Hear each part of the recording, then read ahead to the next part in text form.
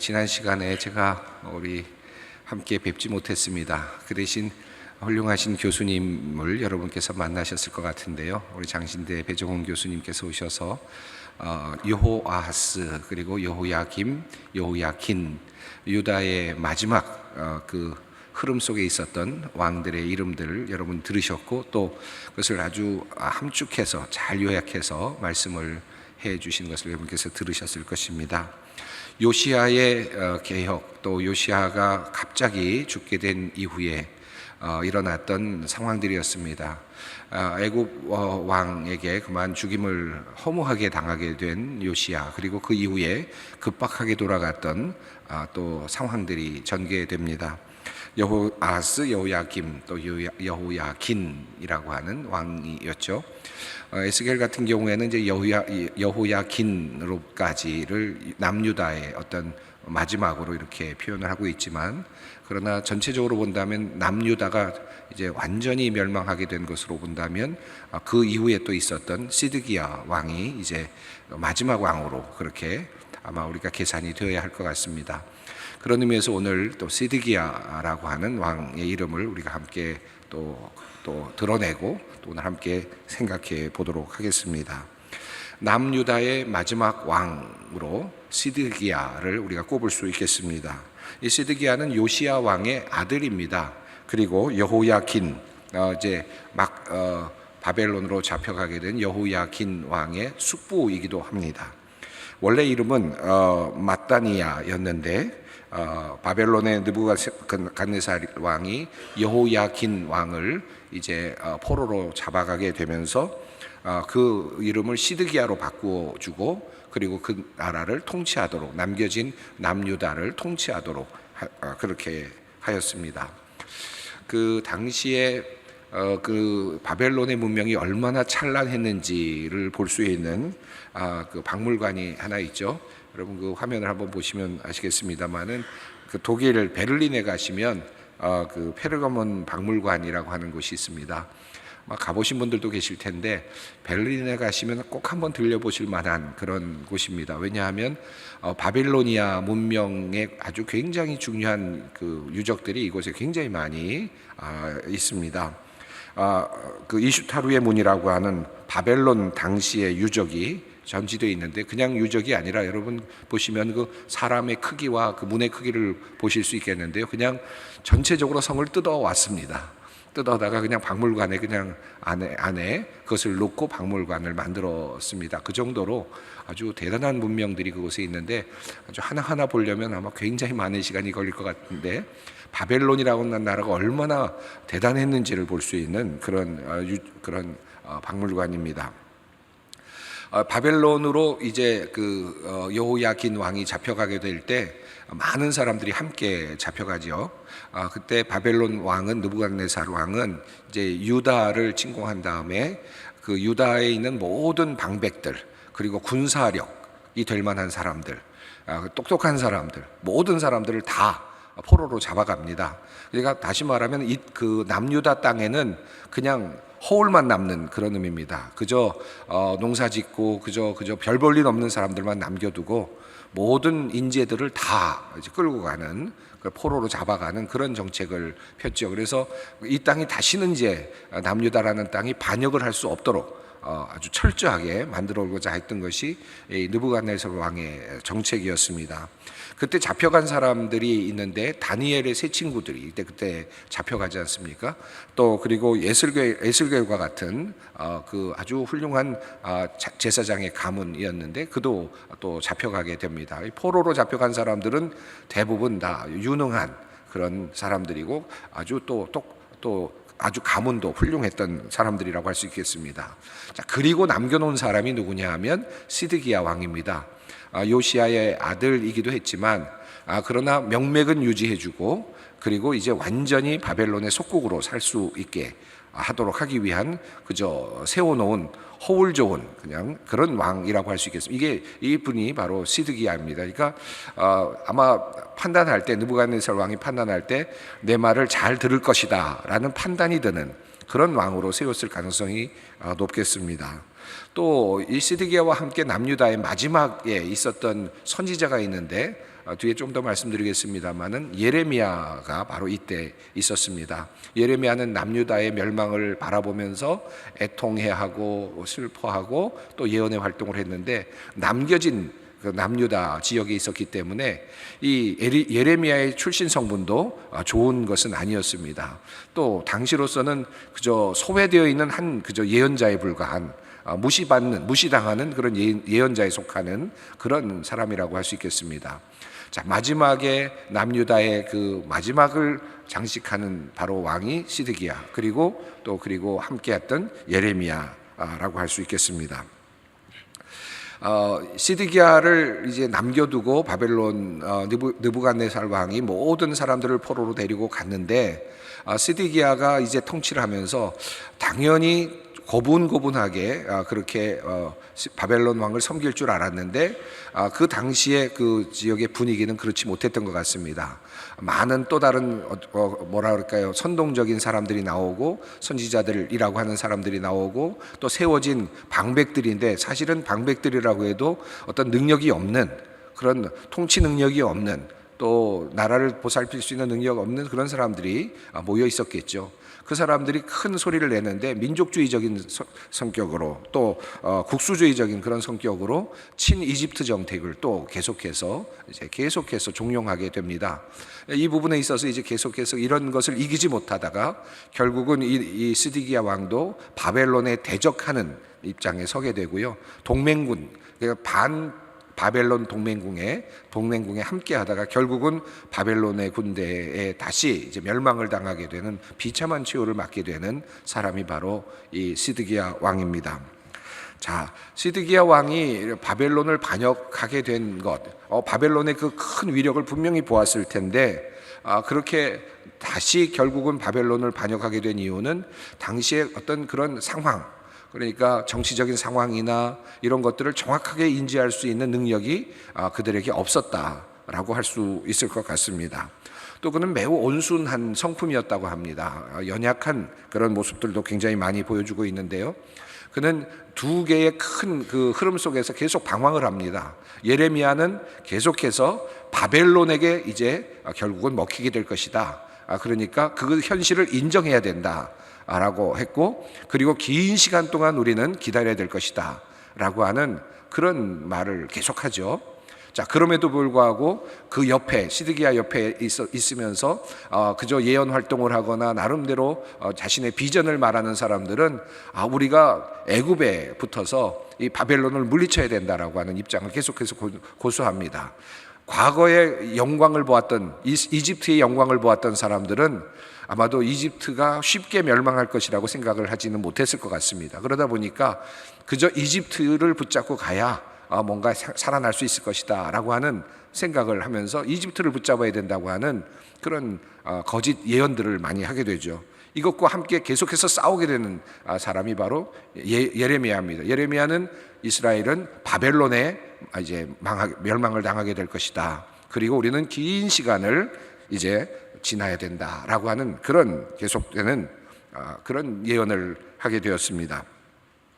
나중에 이제 바로의 그 푸사메티쿠스라고 하는 그런 2세이죠. 푸사메티쿠스 2세가 이제 나왔을 때 이집트가 조금 강성해지는 듯한 모습을 보이자 그것이 더 강력해집니다. 그런 이집트 친이집트 정책에 대한 사람들이 강조하는 사람들이 더 강력해지게 되면서 그쪽으로 그만 붙었다가 이제 어려움을 당하게 되는 그런 상황이 되겠습니다.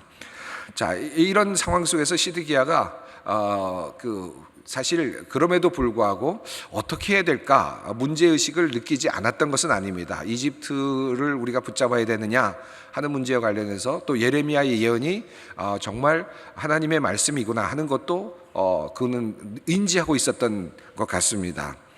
그 시드기야가 예레미야에게 질문하는 내용이 나오는데요. 예레미야 37장 17절 이후에 나오는 말씀입니다.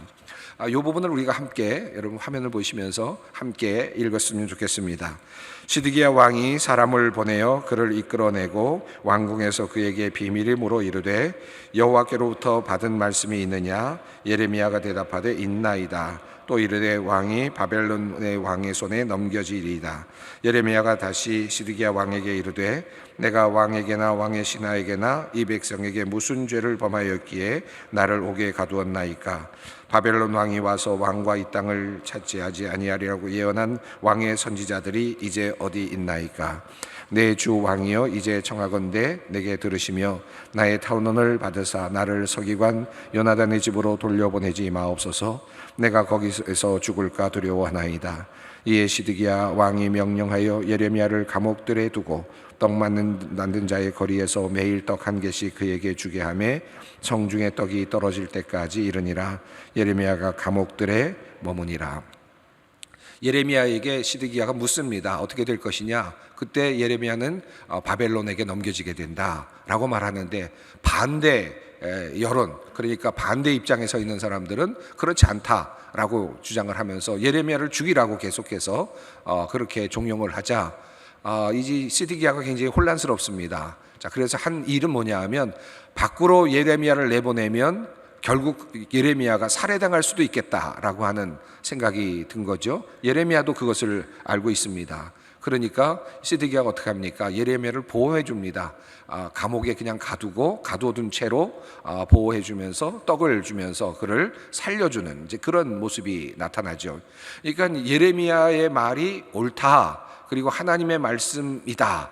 그리고 이 예언의 말씀을 내가 잘 생각해야 된다라고 하는 것을 충분히 듣고 있습니다만은 그럼에도 불구하고 지금 이 시드기야는 마음을 확정하지 못하고 있는 그런 상황이었습니다. 계속해서 주위에는 근시안적인 민족주의, 국수주의가 계속해서 지금 나타나고 있습니다.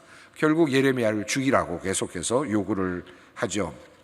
자, 결국 그런 상황에서 아까 좀 전에 말씀드렸습니다마는 이집트의 왕이 조금 강세를 보이는 듯한 그런 모습을 보이자 그때 이제 이집트와 이제 연결하는 동맹하는 그런 일을 하게 됩니다. 자, 그것을 보고 예레미야는 굉장히 안타까워합니다. 예레미야가 이 일을 보고 선포하는 내용이 예레미야 27장에 나오죠. 이 부분도 한번 우리가 읽어보면 좋겠습니다. 내가 이 모든 말씀대로 유다의 왕 시드기야에게 전하여 이르되 왕과 백성은 바벨론 왕의 멍에를 목에 메고 그와 그의 백성을 섬기소서. 그리하면 사실이라. 어찌하여 당신과 당신의 백성이 여호와께서 바벨론의 왕을 섬기지 아니하는 나라에 대하여 하신 말씀과 같이 칼과 기근과 전염병에 죽으려 하나이까? 그러므로 당신들은 바벨론의 왕을 섬기게 되지 아니하리라는 선지자의 말을 듣지 마소서. 그들은 거짓을 예언함이니이다. 끊임없이 바벨론에게 포로로 잡혀갈 것이 분명하다. 그러므로 백성들이 고난을 당하지 않도록 하고 그리고 훗날을 기약해야 된다라고 하는 입장을 계속해서 천명하죠. 그런데 시드기야는 그럼에도 불구하고 여전히 혼란스러워합니다. 예레미야서 38장 14절부터 28절 말씀도 그러한데요. 16절부터 16절 그리고 19절 그리고 20절 말씀을 함께 읽어보겠습니다. 시드기야 왕의 비밀이 예레미야에게 맹세하여 이르되 우리에게 이 영혼을 지으신 여호와께서 살아계 되심을 두고 맹세하노니 내가 너를 죽이지도 아니하겠으며 내 생명을 찾는 그 사람들의 손에 넘기지도 아니하리라 하는지라. 시드기야 왕이 예레미야에게 이르되 나는 갈대아인에게 항복한 유다인을 두려워하노라. 염려하건대 갈대아인이 나를 그들의 손에 넘기면 그들이 나를 조롱할까 하노라 하는지라. 그 다음에 20절입니다. 여호와께서 예루살렘과 유다를 진노하심이 그들을 그 앞에서 쫓아내실 때까지 이르렀더라. 시드기야가 바벨론 왕을 배반하니라. 이렇게 계속해서 예레미야의 그 말씀을 들으면서도 안절부절하지 못하고 있고, 그래서 예레미야를 살려주고는 있지만 그러나 그 말을 따라가지는 못합니다. 결국은 이 시드기야는 예레미야의 예언을 무시한 채로 결국 바벨론을 이제 배반하는 일을 감행하게 됩니다. 자, 이 순간 이미 이제 바벨론의 침공은 예견되어 있었죠. 곧장 느부갓네살 왕은 예루살렘을 침공하려 들어왔습니다. 자, 본문 말씀 열왕기하 25장 1절로 2절 말씀을 읽어보겠습니다. 시드기야 제9년 열째 달 10일에 바벨론의 왕 느부갓네살이 그의 모든 군대를 거느리고 예루살렘을 치러 올라와서 그 성에 대하여 진을 치고 주위에 토성을 쌓음에 그 성이 시드기야 왕 제11년까지 포위되었더라. 성에 와서 지금 예루살렘의 성을 지금 포위했는데 1년 반 정도, 거의 2년에 가까운 기간 동안 이제 포위를 합니다. 얼마나 어려운 문제가 생겼겠습니까? 물도 구할 수 없었을 것이고 양식도 구할 수 없었을 것이고 아주 비참한 그런 시간을 1년 반 이상을 견뎌야 되는 상황이 되었습니다. 그 상황이 11절과 12절 말씀에 나타나고 있습니다. 한번 읽어보겠습니다. 내 눈이 눈물에 상하며 내 창자가 끊어지며 내 간이 땅에 쏟아졌으니 이는 딸 내 백성이 패망하여 어린 자녀와 젖먹는 아이들이 성읍 길거리에서 기절함이로다. 그들이 성읍 길거리에서 상한 자처럼 기절하며 그의 어머니들의 품에서 혼이 떠날 때에 어머니들에게 이르기를 곡식과 포도주가 어디 있느냐 하도다. 예레미야의 말대로 들었더라면 이와 같은 참혹한 일은 겪지 않았을 수도 있습니다. 바벨론의 멸망을 당하게 되는 날이 있을진 몰라도 이와 같은 어려움을 당하진 않았을지도 모르겠습니다만은 결국 시드기야의 잘못된 판단은 모든 국민들을 정말로 비참함으로 이끌고 가고 말았습니다. 그리고 마침내 1년 반이 지난 후에 예루살렘을 이제 침공해 들어갑니다. 바벨론이 이제 침공을 하는 것이죠. 예루살렘 성벽을 부수고 쏟아져 들어갑니다. 성전을 파괴하고 모든 기물들을 다 가지고 갑니다. 모든 사람들을 또 다시 포로로 잡아가게 됩니다. 또 다른 포로의 소환이 일어나게 됩니다. 시드기야의 최후도 아주 비참하죠. 결국 예루살렘을 버리고 도망가다가 여리고 지역에서 잡힙니다. 그리고 라블라의 진을 치고 있었던 느부갓네살 왕에게 끌려가게 됩니다. 그리고 결국 느부갓네살 왕은 시드기야로 하여금 그의 눈으로 자신의 자녀들이 모두 죽임을 당하는 것을, 처형당하는 것을 보게 하죠. 그리고 나서 그의 눈을 빼어버립니다. 보지 못한 채로 끌고 가죠. 결국 비참한 최후를 맞이하게 됩니다. 이 시드기야의 이야기 속에서 참 하나님의 말씀을 들으면서도, 하나님의 음성을 들으면서도 그 음성에 순종하지 못하고 그 음성을 자신의 어떤 삶 속에 적용하지 못하고 있는 연약한 그런 한 사람, 한 왕의 모습을 보게 됩니다. 여기저기서 이런저런 소리가 들리죠. 그러나 그는 하나님의 말씀에 귀를 기울여야 했습니다. 하나님의 음성에 귀를 기울이고 판단을 해야 했었는데, 하나님께 물었어야 되는데 시드기야는 그저 인간적으로 들려지는 수많은 사람들의 이야기를 들었고, 동시에 한 사람 예레미야의 소리보다는 수많은 사람들이 소리 지르는 거짓된 예언자들의 소리에 결국은 흔들리고 말았습니다. 충분히 그는 하나님의 말씀이 예레미야를 통해서 전해지고 있었다라고 하는 것을 알고 있었지만, 훌륭한 조언자였던 예레미야의 그 이야기를 듣지 않고 결국은 자신의 삶도, 그가 그렇게도 두려워했던, 그가 블레셋 사람들에게 넘겨져서 결국 조롱을 당하고 희롱을 당할 것이라는 것을 두려워했던 그 자리로 결국은 그가 가게 되었고, 결과적으로는 아주 비참한 그런 최후를 맞게 되었습니다. 참 안타까운 모습이죠. 저는 이 이야기의 흐름 속에서 한 가지, 지난 시간에 우리 배종훈 교수님께서도 말씀을 하신 것 같습니다만은, 지금 이 남유다의 운명은 하나님께서 이미 결정하신 것이죠. 결정하시고 그리고 지금 이끌어가고 계시는 것입니다. 신명기 사관에 대해서도 좀 말씀을 하신 것 같은데, 지금 한 사람이 뭔가를 만들어내는 것이 아니라 거대한 지금 흐름이, 국가적인 어떤 죄악에 의해서 흐름이 지금 내려가고 있습니다. 한 사람의 왕이, 요시아와 같은 왕이 나타나서 히스기야 왕 같은 사람들이 그를 살려보려고 노력하지만, 므낫세와 같은 왕의 잘못이 너무나 커서 이 나라를 다시 살려낼 수 있는 지금 그런 상황이 되지 못하는, 위기로 가고 있고 지금 기울어져 가고 있는 그런 상황을 보고 있는 거거든요. 자, 그래서 요시야가 애썼지만 그것을 바꿔내지 못해, 남유다의 운명을 바꿔내지 못하지 않습니까? 자, 그럼에도 불구하고 제가 지난 시간에 말씀드렸습니다만 이어졌던 여호아스라든지 여호야긴이라든지 여호야김과 같은 왕들이 하나님 앞에 나가서 또 부르짖었다면 아마 그 대세가 바뀔 수도 있을지 몰라요. 그러나 그들은 또다시 악한 왕이 되고 말았지 않습니까? 그러니까 하나님의 이 계획은, 이 도도하게 흘러가고 있는 하나님의 심판의 계획은 이미 이루어지고 가고 있는 중이었습니다. 이미 기울어져 가고 있는 중이었거든요. 자, 그러니까 너희는 이제 망할 거야. 너희는 이제 끝났어. 하나님은 너희를 이제 심판하셔. 그 이유는 바로 너희들의 죄 때문이다. 너희의 죄뿐만 아니라 너희들의 선조가 쌓아왔던 그 수많은 죄가 이제는 하늘에 닿았기 때문에 이제 어쩔 수 없다라고 하는 심판의 선고. 그러니까 다시 말하면 이제 죽음의 선포입니다. 더 이상 희망이 없다라고 하는 선포를 지금 받는 거거든요. 자, 이런 상황 속에서 어떻게 해야 되는가? 시드기야가 뭔가 조금 꿈틀거렸다고 될 일도 아니었습니다. 이미 도도하게 이 이야기의 흐름은 흘러가고 있습니다. 자, 이럴 때 어떻게 해야 되는가? 예레미야가 있지 않습니까? 예레미야가 어떤 예언을 했는가? 여러분, 예레미야에 대해서 우리가 하루 얘기를 해도 더 할 수 없을 만큼 많은 이야기들이 있죠. 근데 예레미야 예언을 좀 더 깊이 생각해 볼 필요가 있습니다. 예레미야는 앞서 말씀드린 것처럼 비천한 어떤 출신 성분이었을 가능성이 높지요. 그럼에도 불구하고 하나님께서는 그를 들어서 쓰셨습니다. 그리고 하나님께서 그의 입에 하나님의 말씀을 넣어 주셨습니다.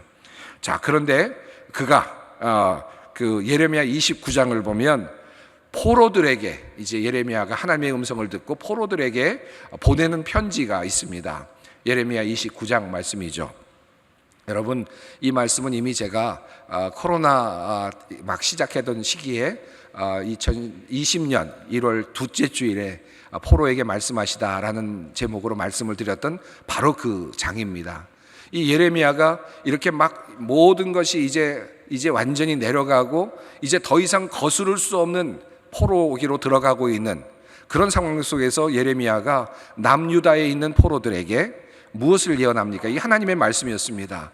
자, 남유다에 있는 사람들은 이제 바로 이제는 돌아올 수 있지 않을까? 이제 빨리 고향으로 돌아갈 수 있지 않을까? 라는 생각을 하고 예레미야로부터 좋은 메시지가 오기를 기다리고 있었을 것입니다. 그 사람들의 마음을 좀 더 흡족하게 하려면 이제 곧 풀려날 거야. 괜찮을 테니까 조금만 기다려. 라고 말하는 것이 훨씬 더 인기를 얻을 수 있는 예언이겠죠. 그러나 예레미야는 그런 인기에 연연하지 않았습니다. 하나님의 말씀에 순종하면서 그는 예언하지 않습니까? 그것은 뭐라고 합니까? 여러분, 전에 제가 여러 번 강조해서 잘 아실 텐데 뭐라고 말합니까? 너 거기서 오래 살 거야 라고 말해요. 거기서 못 나올 거야 라는 말입니다. 너 거기서 그러니까 집을 져야 돼. 지금 하루아침에 나올 게 아니야. 그러니까 그곳에 집을 짓고 살아야 돼 라고 말해요. 너 거기서 아들과 딸들을 낳고 살아야 돼. 거기서 결혼도 하고 살아야 돼 라고 말하면서 아주 긴 시간 동안을 기다려야 된다라고 하는 그런 예언을 하죠. 그들에게는 참으로 뭐라 그럴까요? 받아들이기 어려운 그런 예언이었을 것입니다. 여러분, 그 베트남 전쟁에서 파일럿으로 해병대로 이렇게 있다가 결국은 잡혀서 그 베트남 사람들에게 잡혀서 7년 동안 복역을 했던 스톡데일이라고 하는 분이 있지 않습니까? 조종사로 있다가 비행기가 추락을 해서 잡힌 다음에 모진 고난을 받고 고문을 받고 그렇게 있다가 7년이라고 하는 긴 시간 동안 그렇게 힘들게 있다가 결국 살아나서 나중에는 중장이라고 하는 직분까지 이렇게 올라갔던 사람이죠. 그런데 이분의 그 이야기 속에 그 스톡데일 패러독스라고 하는 그런 표현이 있지 않습니까? 이 스톡데일은 자신이 7년 동안 살아난 다음에 인터뷰를 통해서 이런 얘기를 하잖아요. 그가 많은 사람들을 보았는데 쉽게 그곳에서 죽고 결국은 사라진 사람들이 있었다는 거죠. 그곳에서 빠져나오지 못하고 죽음을 맞이한 사람들이 있었는데 그 사람들은 아주 그저 쉬운 낙관주의자였다라는 것입니다. 그저 이제 내가 크리스마스만 되면 나갈 거다. 조금 있으면 나갈 거야. 조금 있으면 나갈 거야, 이런 생각을 하면서 계속해서 조급하게 생각하다가 그것들이 좌절될 때 결국은 실망하고 결국은 죽더라. 난 자기는 그렇지 않았다는 거죠. 이게 오래 갈 거다라고 생각을 하고, 그리고 거기에 맞춰서 준비하고 기대도 하지 않았고 그곳에서 계속 살았다는 거. 힘들지만 그러니까 자기가 살아날 수 있었다. 이걸 스톡데일 파라독스라고 하지 않습니까? 지금 하나님께서 지금 이렇게 내리막길을 걷고 있는, 지금 하나님의 큰 뜻이 정해졌고 그것은 이 나라의 심판이라고 하는 어마어마한 하나님의 결정이 일어난 겁니다. 하나님의 선택된 백성을 이제 심판하시고 다시 일으키시려고 하는 하나님의 계획이 있는 거거든요. 자, 이런 도도한 흐름 속에서 그들이 해야 될 일은 뭐였느냐 하면, 예레미야가 예언하는 것처럼 그곳에 가서 포로로 사는 것이다. 그리고 그걸 견디는 것이다. 아이를 낳고 어려움 속에서 사는 것이다. 그런데 그렇게 하는 이유가 있습니다. 그 이유는 나중에 하나님이 그들을 다시 살리실 것이다. 긴 시간이 있을 것이지만 그것을 견뎌야 된다. 이것이 예레미야의 예언이었습니다. 그런데 시드기야는 그렇게 하지 않았고 도리어 그저 손쉬운 동맹을 통해서 뭔가 그것으로부터, 그 속박으로부터 빨리 벗어나가고자 했죠. 그러나 그것이 결과적으로 이루어지지 못했고 그는 개인적으로 파멸을 했고, 그리고 이스라엘 백성들도, 남유다 백성들도 결국은 더 큰 어려움을 겪는 그런 상황이 되고 말았습니다. 우리가 기울어져가는 경험을 할 때가 있습니다. 가정이 기울어져가는 경험을 할 때가 있고요, 또 삶이 기울어져가는 경험을 할 때가 있고, 또 뭐 여러 가지 사업이나 모든 면에서 그런 경험들을 할 때가 있습니다. 그런데 그것을 거슬러 올려서 모든 것을 다시 바로잡고 싶은 조급한 마음이 들 때도 있죠. 그런데 우리가 어떤 경우는 하나님의 도도한 하나님의 계획 속에서 이런 일이 이루어지고 있다, 이걸 내가 받아들여야 되는 상황이다 라는 것을 감지할 때가 있습니다. 그럴 때 어떻게 해야 됩니까? 예레미야가 말하는 그것 안에 들어가는 겁니다. 그 심판 안으로 들어가서 견디고, 그리고 각성하고 회개하고, 그리고 하나님께서 다시 살려주실 것을 기대하는 거죠. 이것이 바로 지금 예레미야와 그리고 시드기야의 이야기를 통해서 우리에게 주시는 메시지라고 할 수 있겠습니다. 조급하게 빠져나오려는 것이 아니라 하나님의 뜻에 순종하고, 그리고 하나님이 결국은 나를 끌어내 주신다, 그리고 내가 아니더라도 나의 자손들을 끌어내 주실 것이다 라고 하는 믿음을 가지고 바라보는 것, 그리고 살아가는 것, 이것이 바로 중요한 위기의 순간의 리더십이다 라고 말할 수 있겠습니다. 에스겔이 그 당시에 또 그 남유다의 그 포로로 잡혀 있었던 그 당시에 포로로 잡혀가 있어서 이 그발 강가에서 참 하나님의 환상을 보면서 안타까워하지 않습니까? 이 에스겔의 이야기도 그렇습니다. 에스겔은 사실은 제사장 가문의 사람이었는데 훌륭한 미래가 있었던 사람이었는데 그만 잡혀서 노예처럼 포로로 잡혀가서 이제 바벨론에 가 있습니다. 속히 돌아왔으면 좋겠는데 돌아올 길이 없습니다. 그리고 그도 알고 있습니다. 이 시간이 길 것이라는 사실도 알고 있습니다. 자, 에스겔을 통해서 주셨던 말씀 중에 우리가 대표적으로 꼽을 수 있는 말씀이 뭡니까? 37장, 에스겔서 37장이죠. 마른 뼈들의 환상 아닙니까? 마른 뼈, 아무런 어떤 수분조차도 없는, 그저 물기조차도 없는 그런 마른 뼈, 가루가 되어 있는, 다 흩어져 있는 그런 것들이, 그런 현실, 이런 현실 속입니다. 이것이 바로 포로로 잡혀가 있는 현실이거든요. 자, 그런데 에스겔은 거기서 환상을 보지 않습니까? 우리의 현실이 이렇게 아무것도 아니고 정말 희망이 하나도 없는 것 같이 보이는 것이지만 하나님께서 말씀하시니까 그것들이 다시 모이고 뼈가 만들어지고, 그리고 그것이 붙고, 그리고 다시 그것에 힘줄이 생기고, 그리고 다시 군대가 되는 그런 역사가 일어나는 것을 봅니다. 참 그것을 이 그발 강가에서 보기는 어려웠을 것이고, 바벨론의 그 포로 상황 속에서 앞서 제가 보여드렸습니다. 페르가몬 그 박물관에서 본 것처럼 이 웅장해 보이는 웅장한 나라 바벨론의 그 번성 속에서 그 미래를 보기는 참으로 어려웠을 겁니다. 자, 그럼에도 불구하고 우리는 돌아가리라. 우리는 결국 지금 마른 뼈들과 같은 상황일지라도 우리는 하나님께서 다시 일으켜 세워주실 것이다 라고 하는 믿음을 가지고 그 포로의 그 고난을 견디고 있었던 것을 우리가 보게 됩니다. 사랑하는 우리 소망의 남성교회 우리 회원 여러분, 오늘 우리가 우리 시드기야의 왕의 흐름, 왕의 모습 속에서 참 안타까웠던 모습과, 그리고 또 그 주위에서 예언 활동을 하면서 바른 길로 인도하고 싶어 했던 예레미야, 그리고 에스겔의 그 메시지 음성을 듣게 됩니다. 오늘 이 말씀을 통해서 우리가 위기 속에 있을 때, 또 참 어렵고 힘든 상황 속에 있을 때라도 그것을 견디라고 하시는 하나님의 음성, 예레미야의 그 귀한 예레미야를 통해서 주시는 그 말씀을 우리 마음속에 새기면서, 그럼에도 불구하고 하나님은 우리를 생각하고 계신다, 하나님은 우리를 구원하실 것이다, 이 믿음을 꼭 잃지 않았으면 좋겠습니다. 함께 기도하겠습니다. 거룩하신 아버지 하나님, 감사합니다. 오늘은 남유다의 마지막 왕 시드기야의 행적을 살피며 우리의 모습을 다시 돌아보았습니다.